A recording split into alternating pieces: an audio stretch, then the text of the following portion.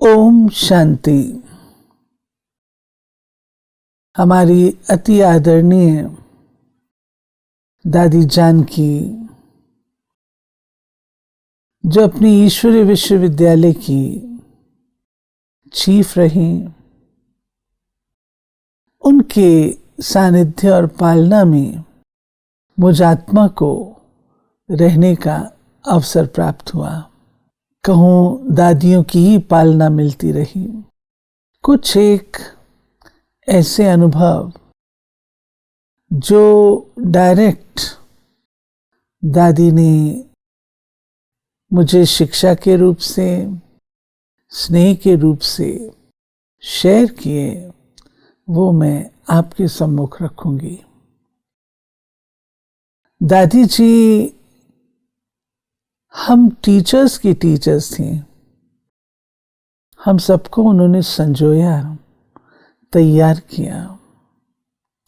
एक बात 1969 में हम कन्याओं की जो ट्रेनिंग हुई, जो पहली ट्रेनिंग थी, उसमें दादी ने मधुबन की क्लास में एक बात कहने को कहा कि न कभी प्रभावित होना है और न ही किसी के प्रभाव में आना है। ये बात उस समय एक यूथ होने के नाते समझ में कम आई, लेकिन दादी ने कहा है तो वो बात शेयर की। बहुत समय के बाद उसकी जो डेप्थ है वो समझ में आई। अगर हम किसी से प्रभावित होते हैं तो शिव बाबा और मुझ आत्मा के बीच में दूसरी आत्मा आती है और ग्रहण लग जाता है। मेरा अपना व्यक्तित्व आच्छादित हो जाता है दूसरी आत्मा से, मेरा व्यक्तित्व अपना नहीं रहता। और दूसरा, यदि मैं किसी को प्रभावित करने की कोशिश करती हूँ तो उसका अर्थ ये होता है कि मैं बाबा से उस आत्मा को दूर कर रही हूँ। आदरणीय दादी ने ये बात पढ़ा करके जीवन भर के लिए हमें एक शिक्षा दे दी। दूसरी बात, एक बार दादी के साथ भट्टी करने का, दादी जी हमारी टीचर थी, दादी क्लास करा रहे थे, हम सम्मुख बैठे थे और दादी जी देख रही थी ये क्या कर रही है। मैं फर्स्ट सीट पर बैठना पसंद करती थी, तो दादी को आई कांटेक्ट पसंद था, परंतु मैं नोट्स लेती जा रही थी। तो दादी ने पूछा ये क्या कर रही हो। मैंने कहा दादी नोट्स ले रही हूँ। किसके लिए। बताइए दिल्ली वापस जाएंगे और दिल्ली में भाई बहनों को क्लास में सुनाएंगे। दादी जी फट से बोले ये पर चिंतन है। अब एक टीचर के नाते हम कुछ नोट्स ले रहे हैं, भाई बहनों के लिए मटेरियल मिल रहा है और उनको जाकर के हम देंगे, इसमें पर चिंतन कैसा हुआ। दादी जी बोले बैठी यहाँ हो और याद कर रही हो दिल्ली को, दिल्ली में भाई बहनों को सुनाएंगे। तो दादी ने कहा ये पर चिंतन है। ये क्यों नहीं सोचती कि मैं जो सुन रही हूँ उसको इतना धारण कर लूँ जो जाकर के वहाँ सुनाऊं, अपना धारणा का स्वरूप वही मैं जाकर के दिखाऊं, उससे ज़्यादा सीखेंगे। बात समझ में आई कि सच है, जब हम धारणा कर लेंगे तो हमारी धारणा बोलेगी, फिर हमें सुनाने की जरूरत नहीं होगी। तीसरी बात, एक बार दादी जी के साथ चर्चा हो रही थी, तो पुरुषार्थी जीवन में कई बार ऊंचाई नीचाई बहुत प्रकार की बातें आती हैं और मैं बहुत सेंसिटिव नेचर की थी। दादी को कहा दादी इतनी बातें होती हैं, आखिर मैं पत्थर थोड़ी हूँ जो मेरे पर बिल्कुल भी असर नहीं होगा। दादी बोले पत्थर बन जाओ। मुझे ये ठीक तो नहीं उस समय लगा, पत्थर बन जाओ, सुनते रहो सबकी। दादी ने कहा पत्थर बन जाओ।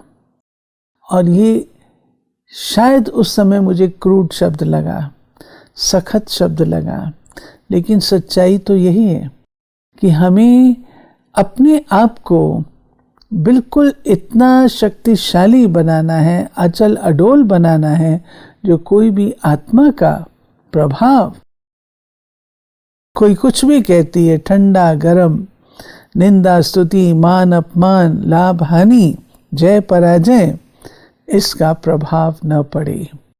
अपनी ज्ञान की अवस्था, योग की स्थिति, धारणा इतनी स्ट्रांग हो जो कोई भी इन्फ्लुएंस और इफेक्ट में ना आए।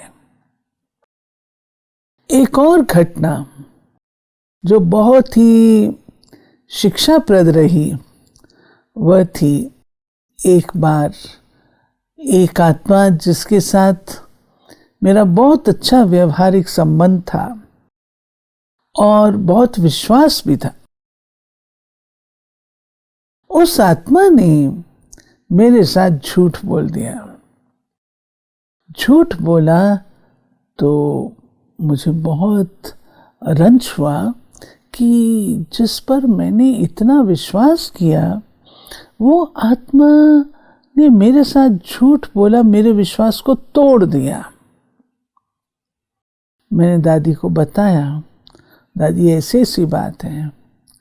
दादी ने कहा कि ठीक नहीं है। तुम इतने वर्षों के, उन्होंने पूछा मुझसे, तुमने कितना समय लिया इतना विश्वास उस आत्मा पे करने का? मैंने दादी बहुत वर्ष। तो कहती बहुत वर्षों के विश्वास को तुम एक घटना से तोड़ रही हो। तो मैंने कहा दादी लेकिन उसने ऐसा किया। कहा एक घटना और इतने वर्षों से विश्वास में चली, बात तो राइट है। दादी जी बोले कि नहीं,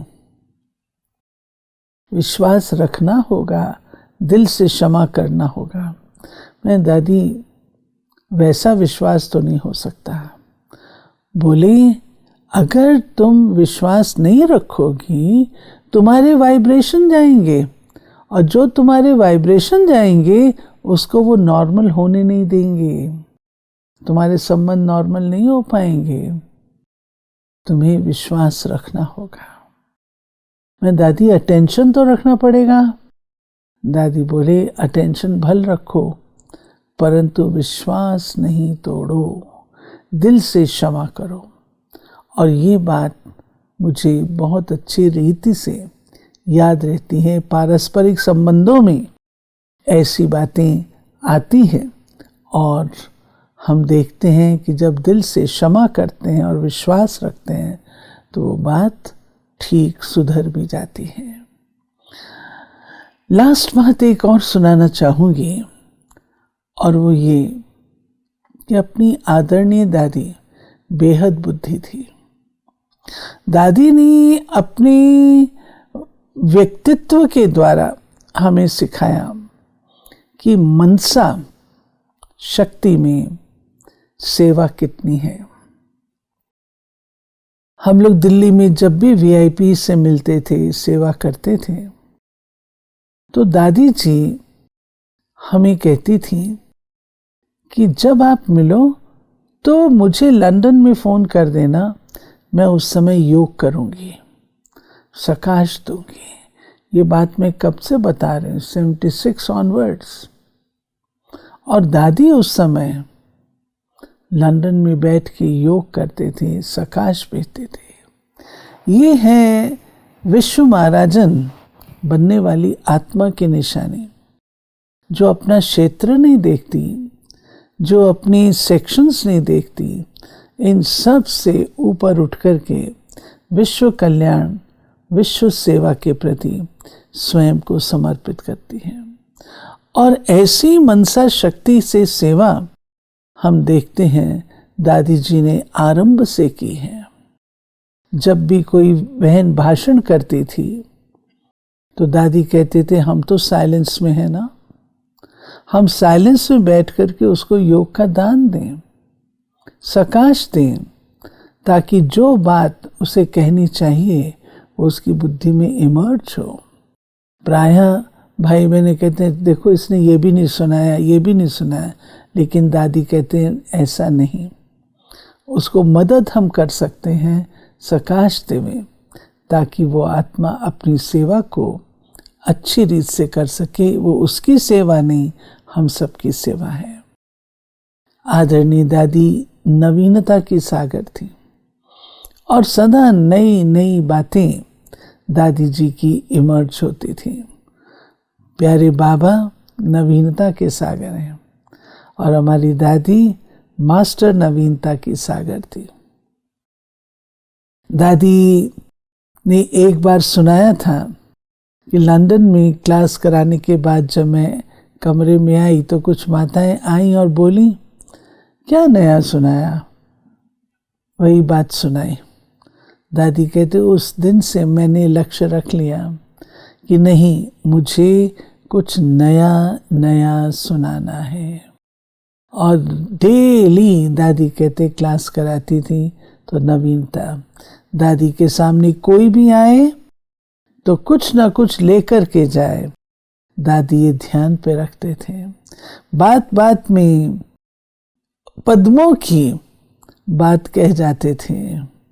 एक बार बोले कि जिसके साथ आपका स्नेह है और अटैचमेंट है, दोनों में अंतर क्या होगा। अगर स्नेह है तो आपको कभी भी आत्मा कोई भी बात कहेगी तो बुरी नहीं लगेगी। अटैचमेंट है तो आपको बुरा लगेगा। If it hurts it is attachment. आपको अगर दुख होता है तो अटैचमेंट है, लगाव है, और उससे आपको मुक्त होना है। न्यारा ऐसी थी हमारी आदरणीय दादी, जिन्होंने अपने जीवन से हमें इतनी मीठी प्यारी शिक्षाएं दी। और दिल तो ये करता है दादी जी के कदमों पर चलकर हम भी उन जैसा बन जाएं। ओम शांति।